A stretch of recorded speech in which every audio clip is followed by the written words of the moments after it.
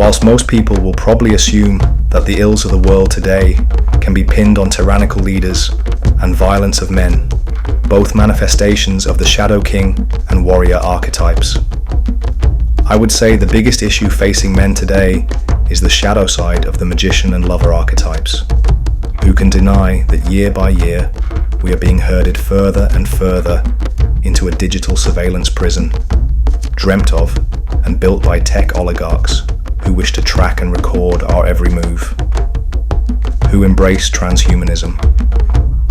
These are shadow magicians. And what have the likes of smartphones and social media done to us as a society? Well, next time you're anywhere in public, just take a look around at how many men have their faces hypnotized by their screens. A complete addiction. The sign of the shadow lover. A man desperately looking to connect with something. Even though this lecture was recorded by Dr. Robert Moore in 1988, it is still powerful today. Even more so when you extrapolate what he says with the direction we have gone in the following 35 years. This lecture acts as a wake-up call for all men to take a step outside themselves. Look at how they are relating and regulating the energy of these archetypes. Every man today needs to make effort to develop true wisdom and build true connections and community in a world where isolation and propaganda is enveloping us all. I share this lecture with you here, with the audio levels cleaned and tuned up. Enjoy. I appreciate a lot about the New Age. The New Age people are much more sensitive to a lot of this kind of issue. In fact, most of the creative work that's been done on reappropriating ritual process in the context of transformation has been done by New Age types. That's the good news. The bad news is that they do not have the sense of evil and the shadow that Jungians do. And if you don't have a sense for the power shadow, and you're a Gestalt therapist, or some of the to the left of the Gestalt therapist on this New Age business, why, everything is sweetness and light, and I'm just out here trying to help people, and we're going to put everybody on these channels, and these channels are going to lead people to the new redemption. You know, it won't cost you as much as a decent shrink, and get it cheap, and read New Age magazine. And the problem is this problem that we're dealing with in these two sessions about the difficulty of that archetype ego axis. I was thinking for coming up here now, there's some things I got to make sure I've communicated. One is the seductive, aggressive quality of the archetype. I don't know whether I have sufficiently tried to communicate that to you if you hadn't got that. But these archetypes are aggressive. They're not passive. They're aggressive. They want you. They want all of you. Each one wants all of you. They're imperialistic. And not only that, they're good at it.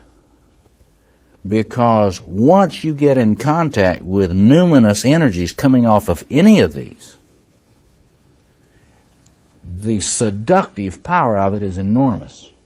And it has the capacity to overwhelm the critical powers of your ego more than practically any modern type can understand.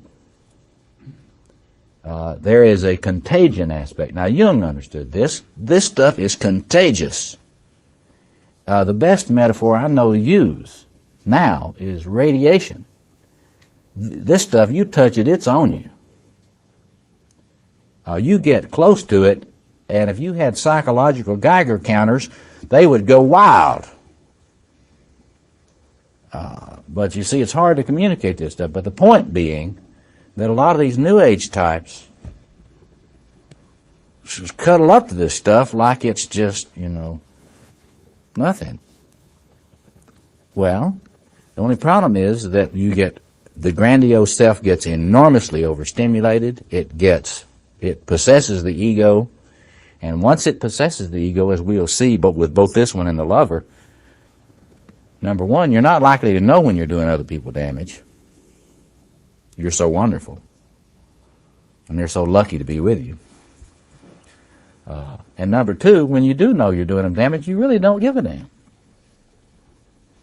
because it's practically impossible to be coming off of the grandiosity of an archetypal inflation, archetypal possession, and have any ethics at all. That is why the narcissist has no moral concerns. Can't have any moral concerns because he's God. And you know, it's not the God of the Judeo-Christian prophetic tradition. This is the God of I'm God, I'll do what I please. You know? And so that is the important thing to get at, and the reason why you need a Magus who is not an evil sorcerer is because there's nothing more inflating than being in this role anyway. Nobody in this role avoids being inflated pretty good bit of the time. See, that includes clergy, all healer types. You know, Guggenbuhl Craig's Power in the Helping Professions book gets at that, and all you got to do is just read that. Power, Shadow, in the Helping Professions. Medicine is amazing, the way in which it operates in medicine today, generally. And the mystical, magical power of that is, and our transference to the medical profession is the amazing thing that we don't line them up and shoot them against the wall, all the poor people. Over here, all these hospitals closing on the south side. It's amazing. You know, the uncritical attitudes toward the medical establishment, and it is because of an archetypal transference. If you don't have that archetypal transference, then you treat people like they're just ordinary humans trying to make a buck. See? And if we could look at psychotherapists and MDs like that, we would treat them differently, including yours truly. Now, so you need somebody that understands this radiation. And you need somebody that knows how to help you get into this thing and in as optimal a way as possible, and to get out of it in as optimal a way as possible. And that is a huge, tall order. It's a much larger order than most psychotherapists know. And that's because it is so easy to get into the evil sorcerer position as a therapist. I mean, when you look at the pressure on a therapist to think about his or her own self-aggrandizement rather than the welfare of their client, if you look at that honestly, then it's amazing how much good therapy happens. See? But this person is somebody you got to understand. When you got somebody that is responsibly carrying this, it is an enormous moral achievement. And I didn't mean perfectly carrying it. Nobody carries it perfectly. Just good enough. Just to carry it in a good enough way. And if you want some idea of the figures, get the APA reports on unprofessional behavior among psychologists, of which are there in the American Psychologist to read, periodically. And the unpublished reports on the unprofessional behavior of clergy of all stripes. So the task, however, is to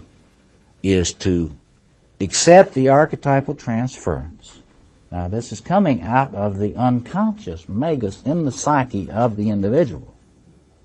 To the extent that you are really operating out of your unconscious, this thing is unconscious in you and me. So in an archetypal transference, we try to put it on somebody that will hold it.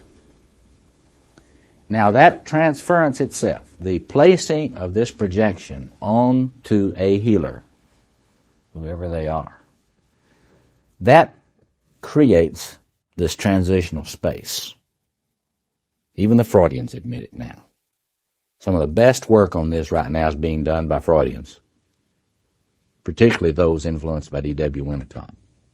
If you want to read a good Freudian treatment of this whole thing I'm talking about here, read Boundary and Space by Davis and Walbridge. It's a study of the significance of Winnicott's work. And it's about this transitional space that opens out in the transference, through the transference. And there is a, somebody tell me the name of that anthology that came out not long ago honoring Winnicott. Between Reality and Fantasy, I think was the name of it. It was reviewed in the San Francisco Jung Institute Library Journal. But it treats this whole special space quality from that Freudian point of view. So we're not the only ones that are seeing this. This is not a Jungian thing. This is a human thing. And we still are working at it. But this is, if you were like so many people and you got into the Jung's collected works and you came upon all this stuff about alchemy and transference, what in the world is alchemy got to do with transference? This man has completely lost it. Well, it's got everything to do with transference. He was the pioneer who understood that transference is not, as Freud thought, simply a repetition of an old object relationship inappropriately in the present. It is a field. The psychosocial, I think, biosocial field that's created when this transference, archetypal transference relationship is constellated. Now, if some of you know Heinz Kohut's work here in Chicago, the great self-psychologist, his discussions of the different types of transference that occur are apropos to this. An idealizing transference is really the transference of the Magus on the therapist. You have to be able to idealize this therapist to a certain degree, or you will not put your archetypal transference in their keeping. And if they break your trust enough, you won't really invest this in them. And if you've been in therapy a good while and nothing is happening, and you can tell nothing is really happening, and you don't have much intense affect about your therapist, if there's no real feeling of this kind of stuff opening out, then this archetypal transference is not occurring. Now, it could be because of your own wounds and your capacity to trust. That is one of the things that happens in this. If somebody is really failed early in life, it becomes harder to project this. And that's why borderlines, for example, are so hard to treat.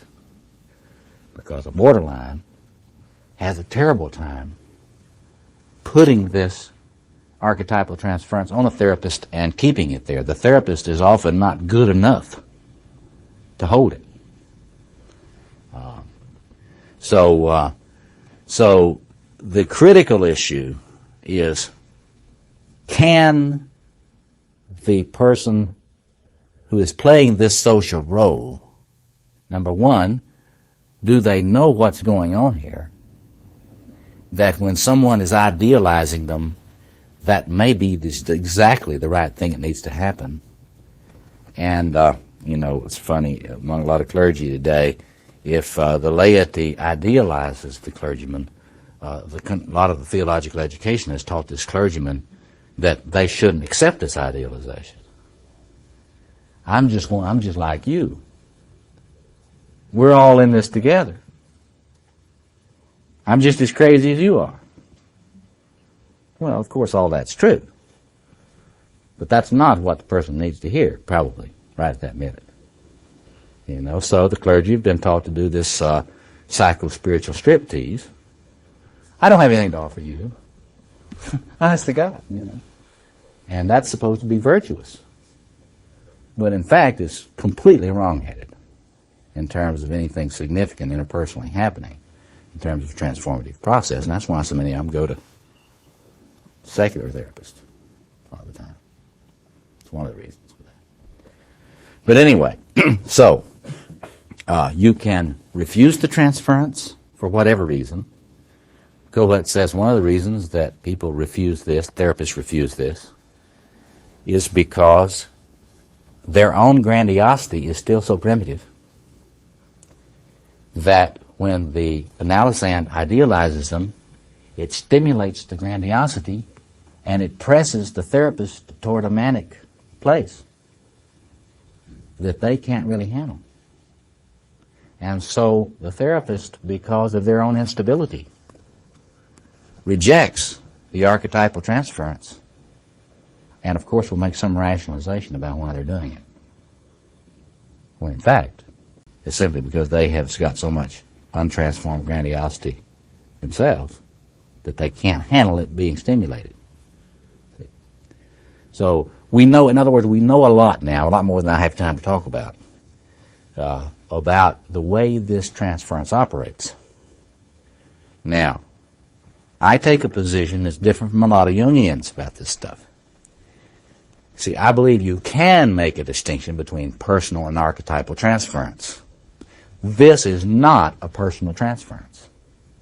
This doesn't have a thing to do with you personally. This has to do with an archetypal transference that is a sine qua non if you're going to have a deep structural change, if the person in therapy is going to have a deep structural change. Now, behavioral changes can occur without this.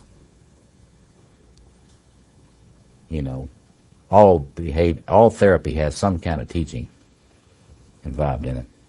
There is social learning going on. And but from a Jungian point of view, here's the problem. Here's the concern. It's not just Jungian. Also, the really sophisticated Freudians understand this stuff too. It's people like Harold Searles and Robert Lang. And that is to say, you can have a lot of therapy that goes on for a long time that is what Robert Langs calls lie therapy. That is, it's not deep.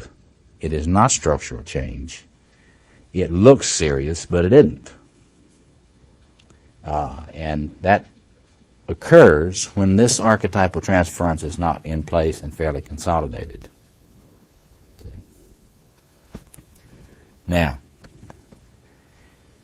we can later, if you have questions, more further questions about that in our discussion, you can raise those, and I'll be happy to elaborate.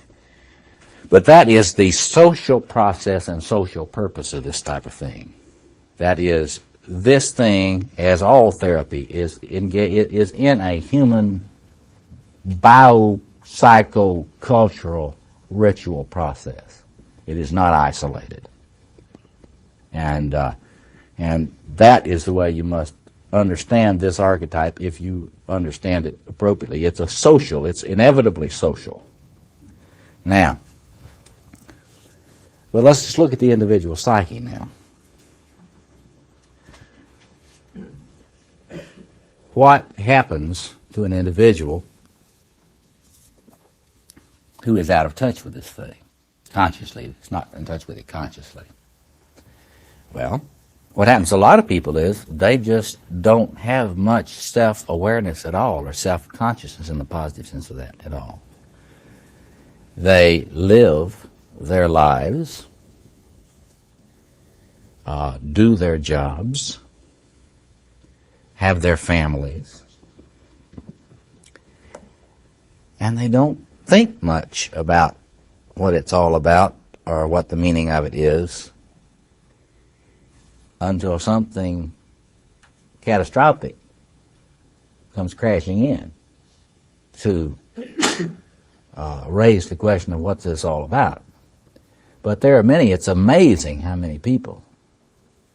I mean, if you work with business people, successful ones, some of you are consultants, I know, and work in that area. I do a good bit of that sort of thing too. But You have some amazingly sophisticated people, sophisticated in terms of business, sophisticated in terms of culture in some ways. I mean, real connoisseurs of the arts, but who never really thought much about what made them who they are now, where they're going, what is the meaning of their life, what the religionist always talked about as vocatio, or vocation. What is the purpose of my life? Jung talks about individuation is becoming the person that you uniquely are to be. That is a psychological version of the Presbyterian idea of providence. You know? That is, there is some sense that there is this particular meaning for my life, and it's amazing how many people, well, as Socrates put it, live the unexamined life. When this thing is not constellated and consciously related to, that will be the case. And the question of meaning will be related to at several steps removed. And like the person will be involved, for example, in the arts, and may be actually fairly competent painter, or in some cases a fairly competent writer, but have very little sense of what makes them tick. In fact, what is happening a lot of the time is that their particular creativity is being used as a holding environment. It's being used, the art is being used to contain them. And without their art, they would be crazy. This is very common. This is your workaholic pattern and other expressions too. You know, you let the work contain you. Well, the work shouldn't be the container. See? Not in the spiritual sense or the psycho-spiritual sense. The work should be an expression of one's mature creativity. It shouldn't be the container and excuse for not being conscious. See? Follow that? Okay. Now, but this thing gets constellated always in life crises. You get a life crisis, bam, this thing gets constellated. Now, it doesn't mean that you're going to find somebody for a transformative process. What a lot of people decide they're shamans at this point. You get it? They have a life crisis, and all of a sudden they have a mystical experience, an experience of the sacred, and they find that they are the answer. Well, we knew the world had all these problems, and now the answer is here. Moi. You know, I am it. And they're all over the place. The New Age community is full of them, but they don't have a corner on it. You know, the fundamentalists are this way, you know. Well, I had my life crisis, then I met Jesus, and now I'm a preacher, and I've got a television show, and I've got this ministry going, and I can play a hot rock and roll country piano. My name is... Yes, and I'm very envious. You have to excuse my country western shadow envies the hell out of Jimmy Swaggart and his cousins, Jerry Lee Lewis and Mickey Gilley. But the point of it is that you look. See, now, just look at that Swaggart phenomenon and try to muster a little empathy. I mean, I like the man. I love the man because he's very much like my shadow, see. But, well, and as I say, his cousins, you know. I used to be a rock and roller back in the early days, but the thing about it is, you get these people that have this experience, these crisis, illumination, quote, offer themselves as the Savior, Redeemer, or their agent, but nothing has really changed structurally. In other words, what is supposedly awareness is pseudo-awareness. And then what you get is these people acting out all over the place. What you've got is a mega inflation. And we have seen a lot of that this year. We talked about Gary Hart last week, about the way you get when you're in that king thing and you get inflated. Boom. Well, when you're in this thing and you get inflated, you're Jim Baker, Jimmy Swaggart, Fritz Perls, Carl Jung.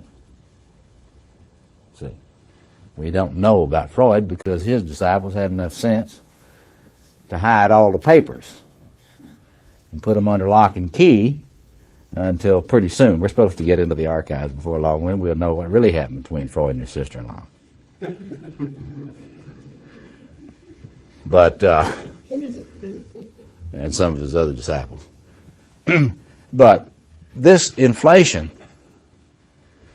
that occurs, read William James's Varieties of Religious Experience. If you hadn't read that, get it and read it. One thing you'll notice, when does religious experience occur? In the middle of crisis. James doesn't pick that out, but you just study those lives. He doesn't talk about the way in which it is fundamentally a crisis experience. Very few people have any religious experience except in crisis. The ones that think they're not in crisis are in the worst crisis, because they're the ones that are really trying to hold it all together to keep from having a real disintegration. Conversion experiences, all that stuff exists in this context. What is the problem? Well, when you get real regressed under a catastrophic crisis, whether it's an externally caused crisis or an internally caused crisis. You know what I mean, internally caused crisis? Your childhood was so bad that you've got a psychosis waiting for a place to happen. See? And your poor little ego is under pressure from both sides, the outside world and the inside world. And the pressure you get into this crisis, you're very likely to think you're a mystic messiah.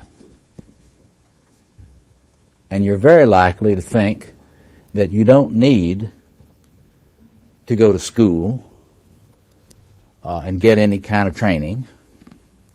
You don't need to have any kind of initiatory process. You've already had it directly through the psyche, through the numinous experience. Well, Jung was right. He talked about the way in which all healing really comes through the numinous. All true healing comes through the numinous. What he talked about in other places, but didn't talk about it as much or as clearly, is that the numinous without containment destroys you. And I would want to put my own personal view is always destroys you if it's out of containment. The numinous relativizes your ego when you encounter it. Encounter it, it melts down. You have a meltdown when you encounter the numinous. It melts down ego structures. If you have a vessel to hold you while you're not in ego structures, then that's transformation, or usually can be. If you don't have a vessel, then it can be the annihilation of the self and the replacement of that with an imposter personality who thinks he's God's gift to the world, or she thinks she's God's gift to the world. It is not the true self of the individual at all. It's what Jung would talk about as an archetypal possession. So in other words, this thing is in the psyche. Its purpose, its positive purpose, is as the archetype of awareness. When you develop your capacity to contain your functioning historically present and reflections on the future in a reflective vessel, and you work with this enough so that you feel that you've got this pretty integrated and you've got your own systematic spirituality set up so you can continue this without being in a therapeutic vessel, then you've got this Magus thing conscious, you've got it fairly integrated, and you're on an ongoing relationship with it through active imagination. probably in the context of some community, and if you're a religious person, in some form of meditation and prayer. If you, now that is optimum, that's about as optimum as you get. Notice, community, not private. Privacy leads to inflation, always. Von Franz points it out. You stay alone, you're inviting Satan. And so the healthy expression of this thing is after one has developed some sophisticated personal awareness, that is continued to be developed in some context of some community that is fairly conscious and striving to be more conscious. And in the context of some form of human spirituality. That would be my position. That was certainly Jung's position. So, now what we got? Then we got to move on. The archetype is the archetype of awareness. If it's developed, made conscious, and related to in the course of individuation, then you become a really reflective, conscious person, and the ethical awareness and consciousness come with it. If you run into the numinous without adequate helpers, the chances are that you're going to think you're a Magus. And again, there are a lot of people that are looking for such spiritual freebasing as this. And they go around looking for it all the time, and they're not satisfied unless they get it. And a lot of your retreat experiences and that sort of thing are in this category. And now there are a lot of retreat experiences that I would include in that. Retreat experience is fine as long as you've got a framework for it to fit into. You've got responsible leaders, and you got some place to come and debrief after the retreat experience and help keep all those demons that came out during the retreat experience sort of contained and worked with, you know. Okay.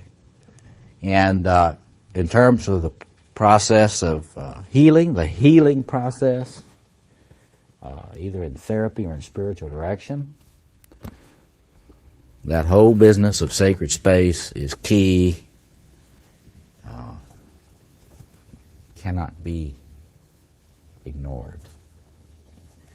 Hopefully, this summer, I will be able to put the last touches on a manuscript I have now called The Magician and the Analyst, Ritual, Process, and Psychotherapy, and hopefully that'll be published sometime early next year. So I've elaborated that a lot there.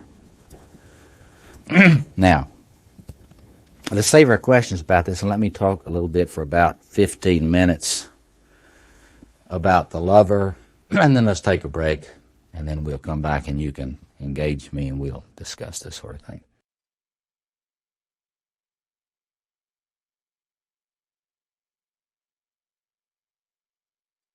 Now here is where we should understand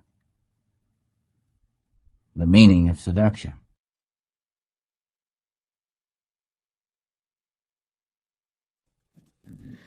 But here, it's even more difficult to be conscious, I think, than probably any other. Because we are all so wounded in this area of our psyches from very early on. It's very difficult to find anyone who is either aware or honest or both, who will not admit to having some very serious difficulties in their first love affair. That is, with mom and dad. And the whole field now of the study of narcissistic psychopathology is really a study of wounds in the capacity to love. And so let me just start off by saying this archetypal potential is there for individuals to be able to develop mature, responsible, object relationships, which are very, very loving,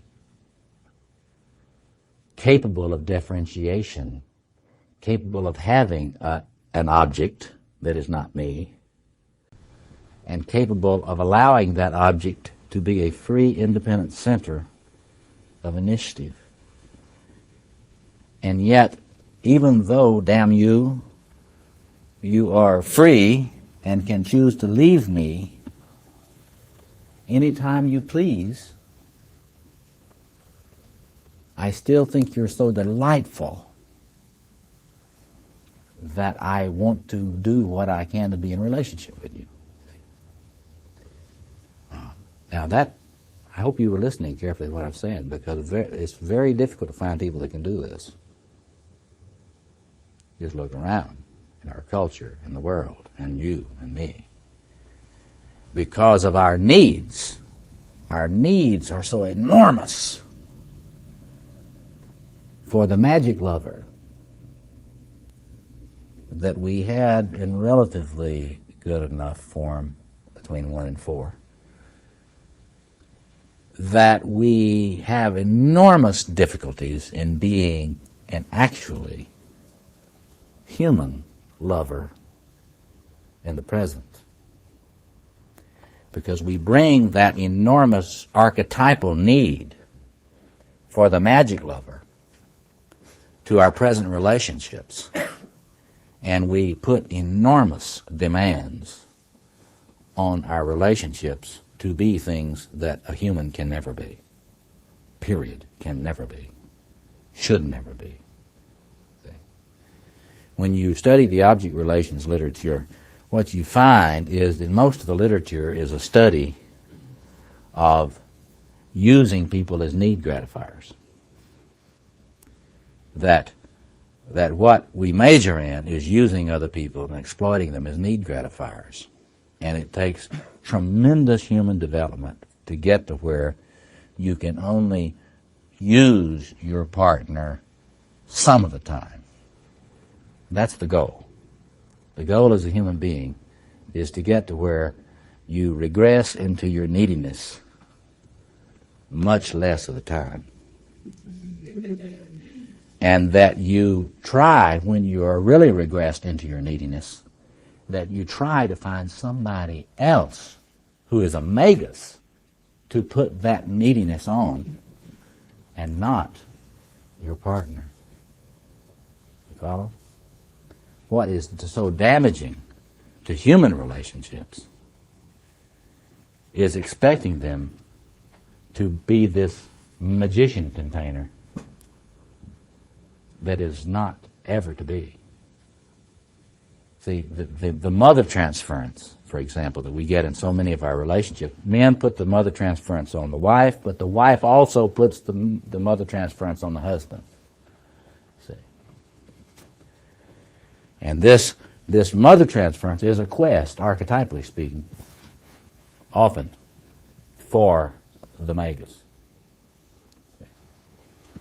So, archetypally, the potential is to be able to get to the point that you can take delight in and appreciate the other as other. See what is in fact there without reference to my needs. It is only at that point that you can really get into a sort of a play mode with the other. Narcissistic sexuality, where you have a massive wounding in the lover, you have the archetypal lover coming in, possessing the individual. The archetypal lover, when it possesses an individual, makes it impossible to value the other as a human much. Now, the interesting thing about the way this works is that when one is influenced by the archetypal lover, it enhances it turns up the power on the on the perception, it really affects the consciousness in a powerful way. You know about this from one of the times you've been in love. It turns up the power. Now, there are a lot of people that say that that is infatuation and not love. They are wrong. It is love, but it's not human in the strict sense. It's archetypal. That is to say, when you get a Don Juan, or the female version, say, for example, a borderline with histrionic qualities, or a histrionic with a underlying borderline organization, that's what we'd say technically. It's the woman that's trying to sleep with all the men in Chicago before time runs out. Now, it'd be very easy to see that as not having any real positive erotic component, but I think that's wrong. Because this is Aphrodite in a woman. And when you see promiscuity in a man, like the movie with Burt Reynolds, the man who loved women. Well, that character did love women. Plural. The quality of the archetypal lover, whether it manifests in a man or a woman, is truly that they do love them. When they look, they do see beauty. There is something that is magical about the person that they're perceiving. Does that mean that the consciousness of the person seeing them is bad? No, not at all. Blake is right. Most of the time, our perception is so bad at seeing beauty that most of the time our sensors for beauty are way, way down. And when you're in touch with this archetype, it turns it up. And when you look, you can see beauty. And things do glisten. And the glistening is in the object. It's not just in the eye of the beholder. See, that's what artists understand. A lot of writers. You take an artist,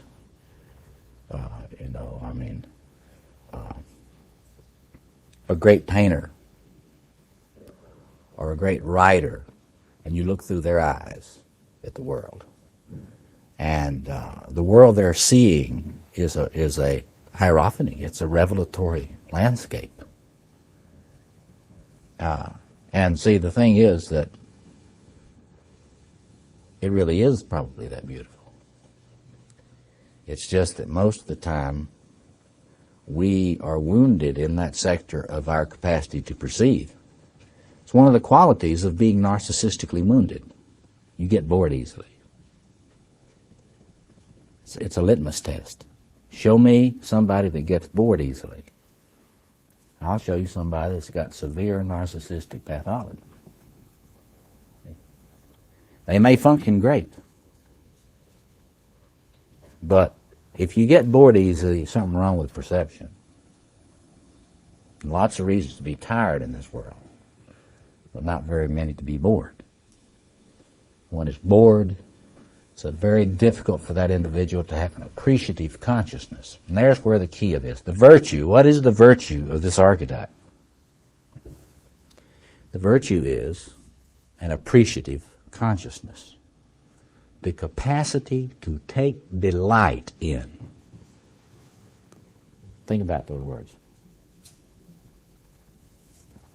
To take delight in. Now ask yourself, what do you take delight in? If you're like a lot of men, and you've got the money, you take delight in your car. You look at that machine, and it's just a joyous thing to behold. It's a hierophany. I mean, men with that are into their BMWs or their Mercedes, or if you're like me, a old Cadillac convertible. You just think those things are a thing of beauty and joy forever, you know. But that's one expression of it. And it comes out, and you just look at somebody's life and you just pay attention. What is it that delights them?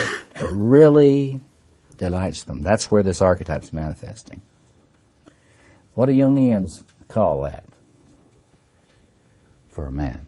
We have a way of talking. In our subculture, we have a way of talking about that. What do we say? Yeah, he's carrying his anima, right? Now think about the meaning of that. If this car is carrying my anima, the anima is feminine, the archetypal context is I want to make love to it. That's what they're saying. Well, they're right. That's right. But you got to get your mind around what this is being said here. When you put the anima in something, it means, you know, this is not something that you just kind of sit back poised about. I mean, you've got some libido flowing here. And you want it. You want it's something that if you have half a chance, you're going to snuggle up to and partake of.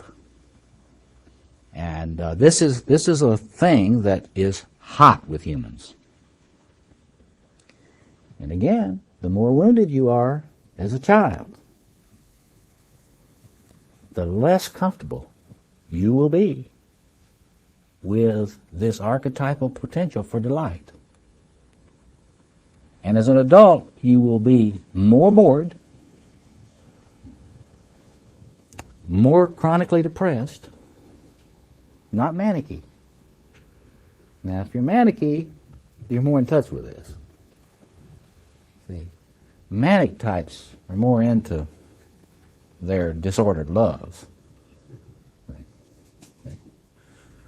It's not healthy love, but it's certainly love. And so, if you talk about the potential, it is this appreciative consciousness, the capacity to take delight in. If you study world religion, almost all of the traditions have got a representation of the God as the archetypal lover. What is the rule? The God is always promiscuous. Loves everybody.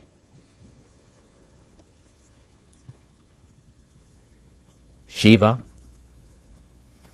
Krishna and the gopis. You know that wonderful, I've got in my office, one of my offices, one of these canvas paintings with Krishna, the Lord Krishna, the Dark Lord, who's dancing with all these young cowmaids, and they all think that they're dancing alone with him. They're so enchanted, but he's got them all out there dancing with him. And in the Christian tradition, you see the same thing, Jesus the lover. And in those old evangelical songs that all the contemporary Christians are embarrassed about, it's just out there, right out front. Jesus, lover of my soul, let me to thy bosom fly. You know, I walk in the garden with him. Have thine own way, Lord, have thine own way. Thou art the potter, I am the clay. Melt me and mold me after thy will, while I am waiting, yielded and still. Archetypal lover. And the one that's my favorite is, there's a poem, a medieval Hindu love poem, written to Krishna, known as the Gita Govinda, or the love song of the Dark Lord. And it is the love poetry, ostensibly, between Krishna and Radha. And it literally drips with passion. And it is, frankly, unabashedly tremendous aspect of Hindu spirituality. Hindus love talking about the love nectar of the gods. And that's this archetypal lover aspect of the sacred and aspect of the archetypal realm. So what happens to humans is when you have lived a dry and wooden,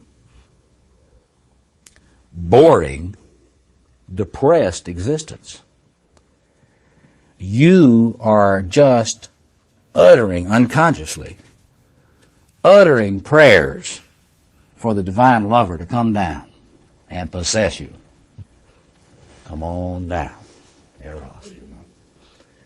And you take somebody, you get a relationship, a marriage, in which there is no archetypal lover stuff present. And that aspect of the divine is not consciously encouraged by both partners. Then you have a very dangerous situation in which Aphrodite is going to manifest either in the wife with some other man or in the husband in projected form on some other woman, because this aspect of the divinity is going to manifest some way.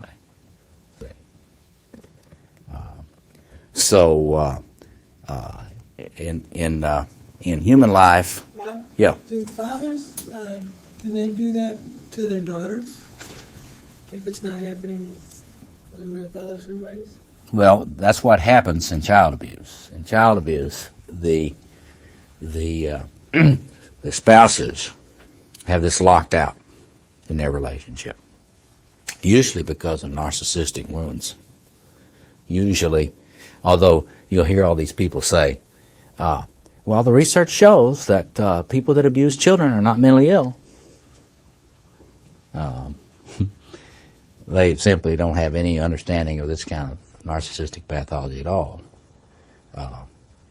But what happens is this archetypal reality gets locked out of the relationship, and so it starts getting projected. And usually the father, in this case, it's not always the father by any means, but the father is so wounded in this, his capacities as a lover, as a human lover, are so damaged by his childhood experience that he cannot have an affair. That would be too much of an attainment, too much of an achievement. He cannot have an affair. And so this is projected on the most defenseless one in the environment. This is one of the daughters. But it is projected on her. She becomes the archetypal lover in his mind, the source. And often you get these daughters in these situations who are their father's little Hitara, his little lover. And of course this wounds them for life unless they get outstanding help, which is not very often. But you're absolutely right about that. So, you just look at family systems theory. Just remember, this stuff is all occurring in family systems. And all of these archetypal patterns are either accepted and encouraged or repressed and split off within a family system. Each family handles it differently. You might even say each culture handles it differently. But you think about it, particularly in terms of the family system. Ask in your family what they did with the archetypal lover. It's been a European pattern, carried over to some degree, that the archetypal lover is always split off outside the family. The family is the mother and father. And the husband calls the wife mother, and the mother calls the husband daddy, and they have affairs. But that's all an archetypal dance. Now, one of the things we can talk about after our break is the way in which these four things regulate each other, or are supposed to. If there's no lover, the other things go awry. if there's not an adequate, healthy expression of the archetypal lover, there's no eros in these other forms, and that's very dangerous. You get necrophilia then. Okay, let's take about a 10-minute break.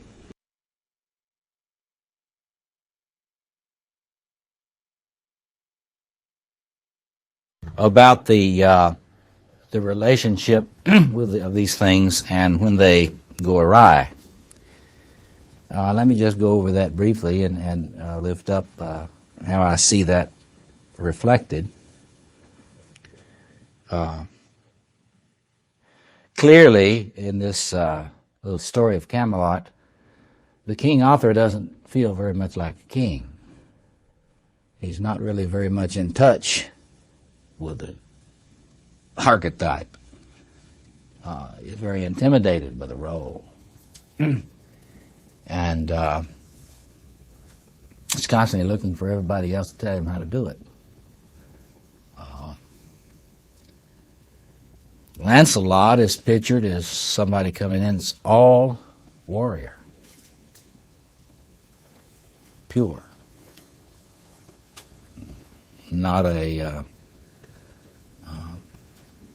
profligate bone in his body, according to his presentation of it. But in them both is this being split off from the lover. When Arthur finally does get into being king, he forgets to mind the lover part of his responsibilities. And that creates a situation in which Lancelot's shadow is given a real encouragement to constellate, come out, possess him, having doing exactly what he always claimed he would not do, which is to destroy the world, in effect.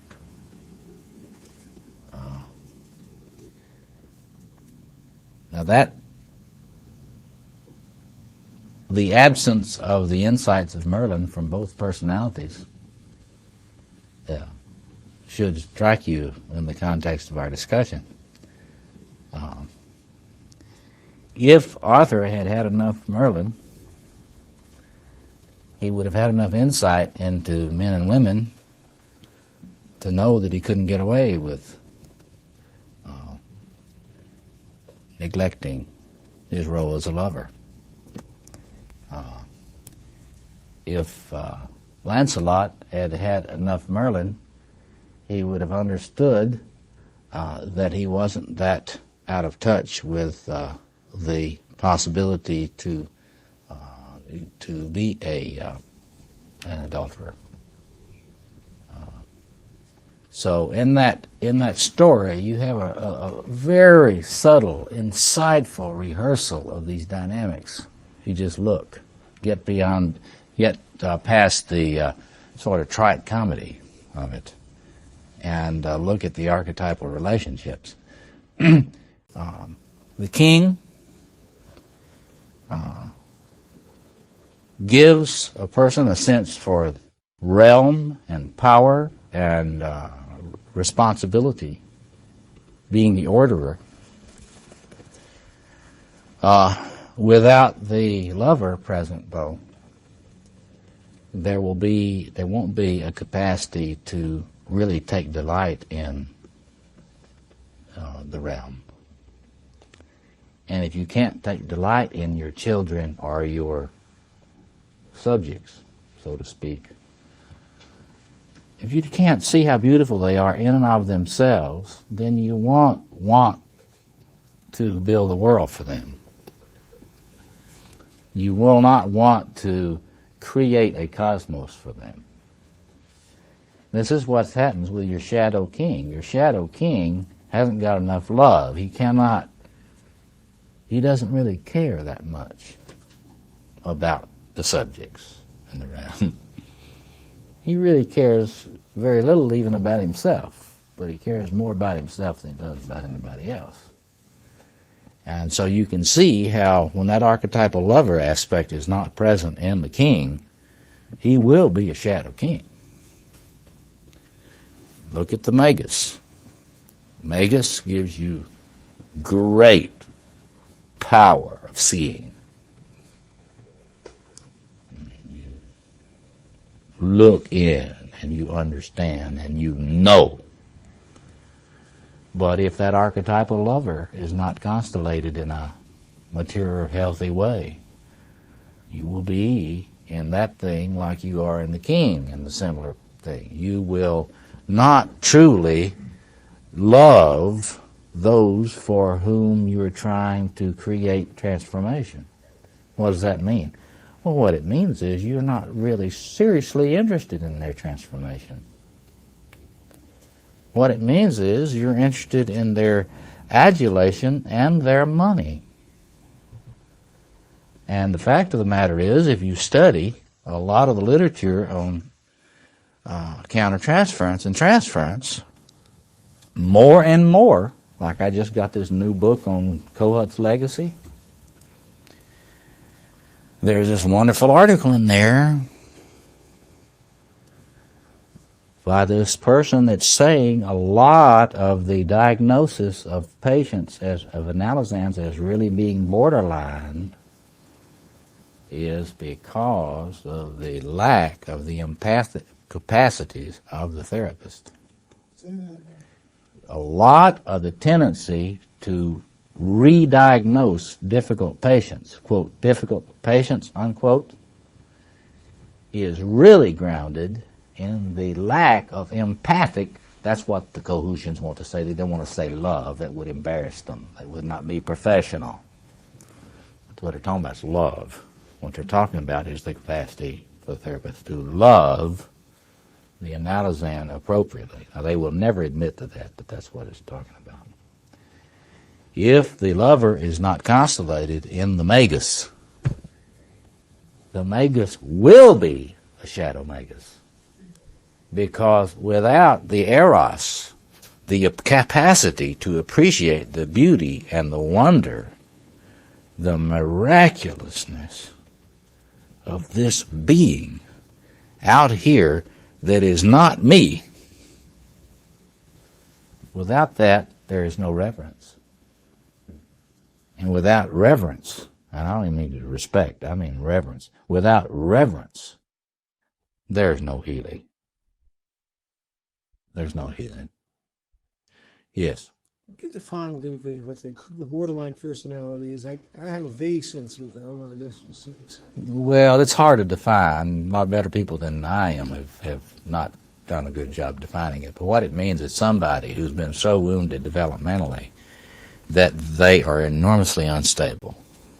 They're not psychotic most of the time, but they are very sensitive to trauma and stress and will go into sort of mini psychoses under trauma or stress, and usually act out a lot, are very self-destructive in attempts just to stay minimally cohesive. And, most of the people that are substance abusers in a pretty big way are in this category. Most alcoholics are borderlines. But it's just widespread. And they are very close to the archetypal, another way to say it. That is, their ego structures are so fragile that they're like, they're sort of like a landing strip for UFOs, It's like, blink, blink, blink, blink, blink, you up there? And they just, you land, you get a lot of borderlines that are shamans. If you have these self-announced shamans, a lot of them borderlines, but that's when the Magus lands.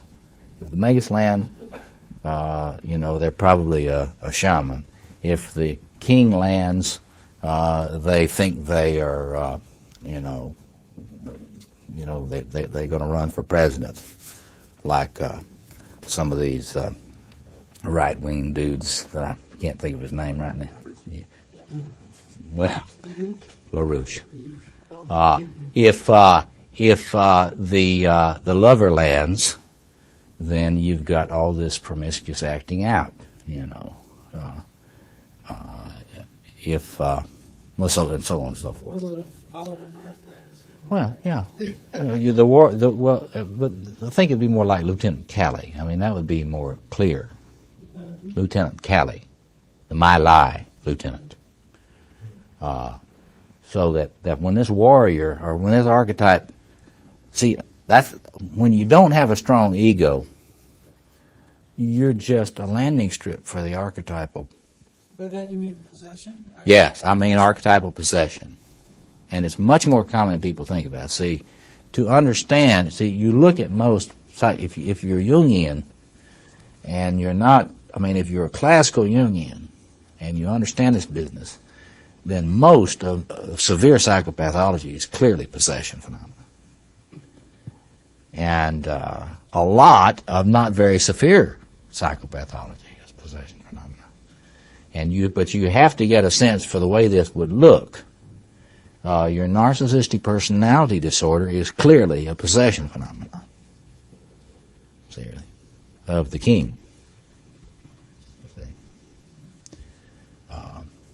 A lot of the time, the sociopath is a warrior possession. And you can see that in the way in which the warrior is so constellated in your criminal culture. But anyway, but when that lover is not balanced by the centeredness of the king and by the loyalty of the warrior. See, if you don't have that loyalty quality that the warrior has, you won't ever be loyal to the transpersonal things, and you'll just go running after the first Aphrodite or the first Eros that comes along. And your responsibilities, without the warrior archetype, your responsibilities, they're just not that important. See? And without the Magus, all of these things get out of whack. Because you're not aware of what's going on. And this is why, like if you look back, think of David, the king, and Nathan the prophet. You know that story? Well, here's David, who is this. If you don't know about David, first thing you should do, if you haven't read the story, is you should get the movie with Richard Gere, of all people, playing David, the king. And you know, the casting isn't as bad as you might think, because Gere does a good job of playing this crazy archetypal lover. I mean, if you haven't seen him in all these, he plays the crazy archetypal lover in all these. He's the crazy, sort of stoned lover in all these. I'm thinking of that thing where they have Jerry Lee Lewis music playing. Anyway. If you just look at Richard Gere's movies, it's always this crazy archetypal lover. Well, when they cast him in the role of David, they intuited, I don't think they had thought this through, but they intuited the sense in which David was having a problem with the archetypal lover. David the king, here he is the king, great warrior, fantastic warrior, par excellence, magnificent general, and yet a great lover who loved Saul the king so much he had a chance to kill him and wouldn't. His son, Absalom, tries to overthrow him and to have him killed, but he loves his son Absalom so much he doesn't want the son killed. See? And then he sees Bathsheba, right? The wife of Uriah. and he loves her when he looks down upon her naked body. And truly he does love her. He sees her beauty. And he is overwhelmed with this. He sends Uriah off to the front where he knows he'll be killed. And then, but you see, he's completely unaware of the immorality at this point. What are you doing? The biblical tradition presents him as not being in touch with this. Then Nathan the prophet, the Magus, comes in, confronts him. In one of those stories where the Magus doesn't get killed. Yeah, it's very dangerous being a Magus, because you tell the truth when you're a Magus. A true Magus tells the truth, see, to these others. And it's never good news. That's one thing about the Magus.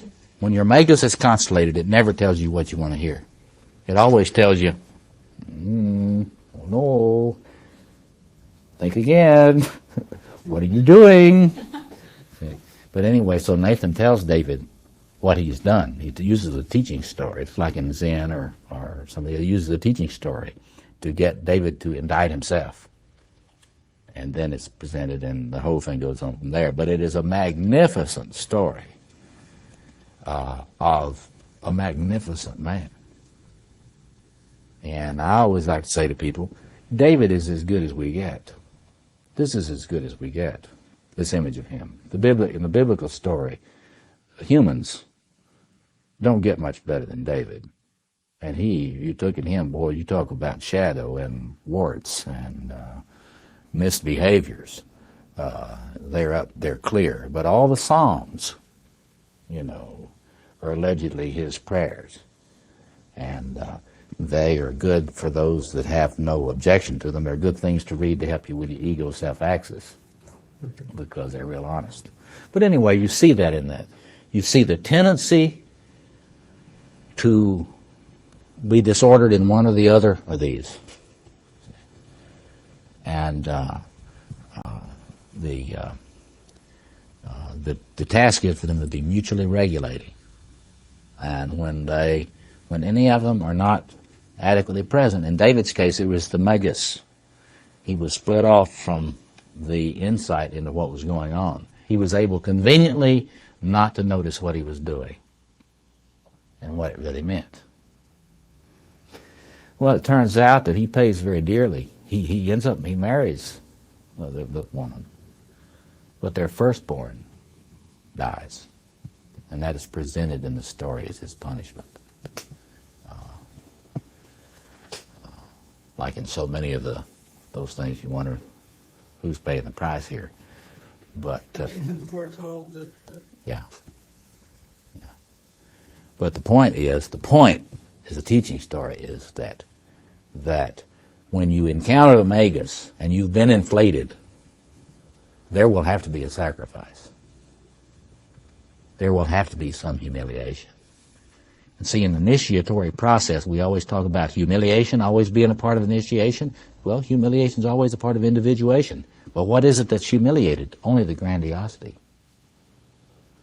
It's like if you're not puffed up, it's hard to be knocked down. You don't get deflated unless you are inflated. So anyway, let's open it up now. We've got about a quarter of an hour, and if you have questions to raise, just jump in, go as fast as we can. See the way that they're articulating together.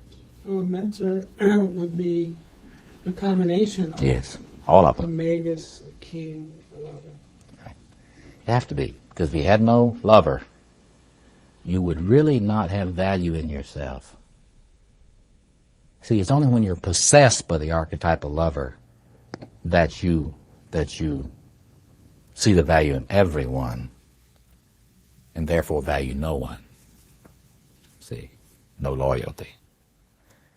But see, I really believe that you can access those archetypal, that you should access those archetypal lover energies. And that we have, feel that we have a moral imperative to develop that archetypal lover in us so that we can have that kind of consciousness that you see in the artist. It's not, these people that talk about the arts and the artist as mediating something transformative and essential to the human race. See, this is what they're getting at. The artist is the person who is trying to help people to get past the repression of this lover aspect so that you can see. William Blake talks about this, cleansing the perception, the doors of perception. So hopefully you get to where you can love very, very promiscuously without acting out all over the place. See what I mean? Because you ought to be able, see, in my view, here's the thing that I think that it's very important to learn from the gay community. See, I think that one of the things the gay community, both male and female, may be there for the human race is to help people learn to love same sex in a much more healthy way. Because most of the time, most of us are so damaged in our same-sex relationships that it's very difficult for us really to take delight in someone of our own sex, especially in their physical beauty, their beauty. And one of the things that I think that is being compensated by the gay community in the general culture is the very narrow way in which we allow ourselves to see beauty and celebrate it. See, very few men can look even in the mirror and say, you're beautiful. It's very, very few. And they should be able to do that. Read Leaves of Grass. Walt Whitman. You want to know what I'm talking about? Read Walt Whitman. Or any other decent writer. D.H. Lawrence. Yeah. What about for the struggle to keep these things in balance in a society, especially others? Oh, it is. Well, you see, this is what people underestimate. Because staying away from the archetypal makes a lot of sense if you understand the difficulty of what you're talking about. Because the seductive power of these things, it's just like an undertow at the beach. If you've been wiped out lately with an undertow in the surf, you know what I'm talking about. I mean, the kind that you're walking out just a little ways and it picks you up, yanks your feet off muddy, and just slams you down into the bottom. Pow! That's the way this works. Hence the importance, and there are Jungians, I won't call any names, but James Hillman are the initials. There are some Jungians that at least sound like they're disparaging ego psychology.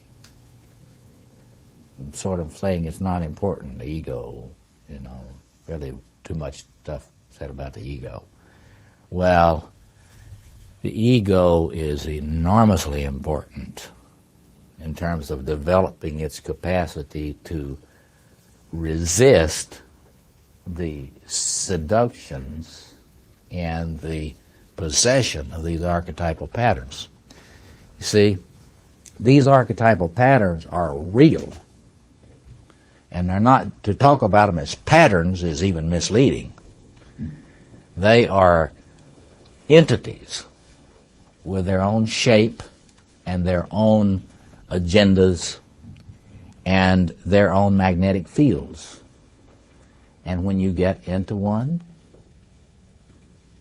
then it has its own agenda for you. You really get into the professional workaholic persona.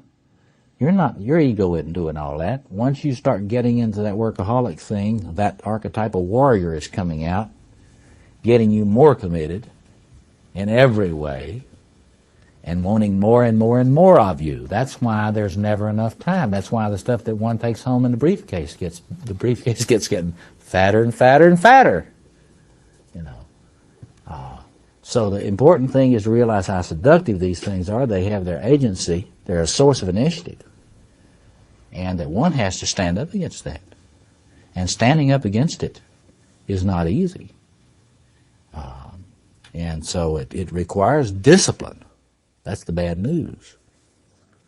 The development of the ego self-axis requires discipline, because what you want to do is to access that energy, use it as instinctual fuel, but not be had by it. And that is, you're right, you're seeing the problem. It's enormously difficult. And with the fewer containers we've got now, there are fewer and fewer cultural supports to help us keep from, acting it all out. So it's the Magus that keeps The inner, right. The Magus talks to you, It's always like Merlin or Nathan is saying now, what's up? What are you up to now? Aren't your circuits heating up a little bit now? Don't you really think you need to go to the gym today instead of doing one more project? When was the last time you took her out? Or when was the last time you took the time really to smell of him and let him know it? See, the Magus will ask all these questions, provided there's enough lover there for the Magus to give a damn. Yeah. I get a chance to hear, I know your people's story, and one of the things that I hear frequently is, particularly in young adults, is there's been a relationship where oftentimes the term that's used is soulmate. Yes. I found soulmate. Yes. Sometimes those relationships work, sometimes they don't. And my question has to do with, what's going on there, and what's the distinction between loving everybody and having a soulmate or a separate soulmate? Is there a distinction there? It seems like it's two kinds of loves. Yeah, well, but it's related. Christians have been too quick to divide these things up.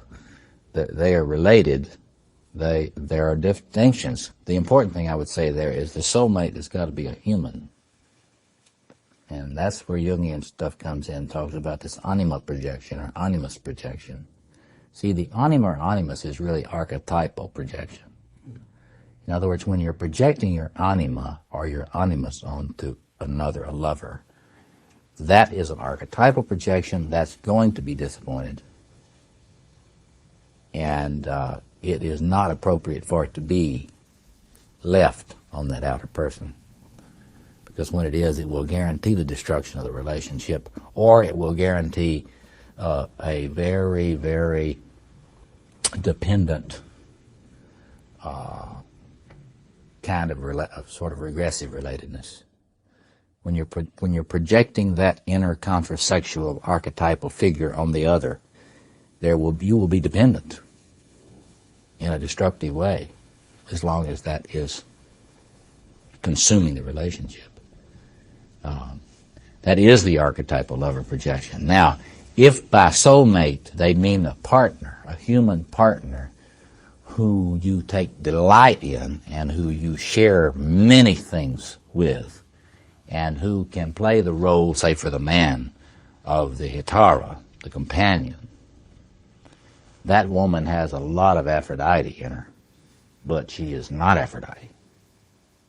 See, it's one thing to be with a partner that has a lot of the archetypal lover mediated through them. It's quite another thing to think they are the archetypal lover. And I think that's the distinction. When I hear soulmate, like I think of one guy, 30 years old, he's had this projection on this woman and he's loved from afar for years. And she is his soulmate. Well, she is his anima. And she's been trying to get him to leave her alone for years. And he can't, because if he did, he would have to deal with how wounded he is in his loves. And he's not prepared to do that. And he is a borderline. Yeah. So the important thing, see, is whether, the archetypal lover thing will make it possible for you to experience another person as a partner, a delightful soulmate. But the important thing is how much loader is being jacked up on them. And a lot of time it's Redeemer, Savior, save me. Everybody else has been blah blah blah. You're gonna save me. You're not gonna have any flaws. You're going to be able to essentially to mirror me in Kohut's terms. To mirror me. Well, a lover will mirror you for a little while. Yeah. Linda Leonard says, instead of two lovers looking into each other's eyes, if the two lovers sitting next to each other looking out of the world and all that love you were talking about, how they left the world together. Yeah. Yeah, that is, it is not just compulsive. But I think I do think that it's not infatuation to be so delighted by somebody that you're in a relationship with, that they just delight you so much that you can hardly stand it. I don't think that's crazy at all. I've known a lot of people like that. And I've known a lot of people for whom, after they get married, there's more delight in each other as the time goes on. It's just that most of our experiences are not like that. But I mean, it doesn't, Robert Johnson confuses people sometimes on this. The way he presents it. Robert Johnson, you can have him edit this stuff out if you want. But a lot of the stuff he says in we tones down the relationship between lovers to the extent that it's loses a lot of life, in my view. And I don't think that's necessary. I think you can have a lot of energy between lovers and not be a possession. In fact, I think people like Marcuse and Norman Brown and some of these poets understand that. And people shouldn't settle for boredom in relationships. That's crazy. Yeah. In my understanding, no, I'm incorrect. I had the sense that he was trying to be the same thing in a way, just reacted to his over cerebral, over kind of analytical approaches to things and letting these archetypes really let it. I mean, he may have got off kind of half-cocked and kind of got off one way it went too far, but isn't that a kind of balancing thing? I'm sure he had the best of motivations, but we have to take responsibility for what we say. The fact is, he says a lot of things, in my view, that I would not want any therapist operating on. See? He's a brilliant man. I love reading his stuff. But I'd like to watch him treat a borderline. Does he balance that? See, I don't know. I never had a chance to watch him through a two-way window and see him treat a borderline and see if he's as much of a deconstructionist dealing with a borderline as he talks. Because, frankly, a borderline doesn't need any deconstructionist. They are a deconstructionist. They need a constructionist. And so I don't think it's just a matter of emphasis. I think Hillman is really missing a lot of the essentials of Jungian psychology. In a sense, he's reacting against his own kind of scholastic past. Well, he was director of studies at the Jung Institute in Zurich for a while. I'm sure he's reacting to that. And the literalism. There's a lot of literalism among some Jungians. And that's a problem. But, you know, it's a long way from being a literalistic Jungian to deconstructing the ego and the archetypes till they don't really mean anything. And what I'm saying, the archetypal psychology I'm propounding believes both in the reality of the archetypal structures that are deep structures that are in the psyche, that can be seen by anybody who's been trained, and the reality of the ego, without which people are either crazy or in danger of being crazy. And you get, it's one thing, you know, a lot of Freudians, good solid Freudians, need to read Hillman. But I fear for what happens with a lot of people that don't know anything about ego psychology, self-psychology, or object relations theory that read Hillman and then start practicing on people. That's all I got to say. Yeah. This relates to what you were talking about, the container. Yeah. That I don't quite understand that fully. You were saying that something about society doesn't provide. In the old days, your tribe's values were clear, and you transgressed them to your own risk. They would banish you or kill you if you got too far afield. It wasn't any problem about knowing what the values were. You know, you've heard all this stuff about the crack in the cosmic egg. Well, until modernity, there weren't any cracks in the cosmic eggs.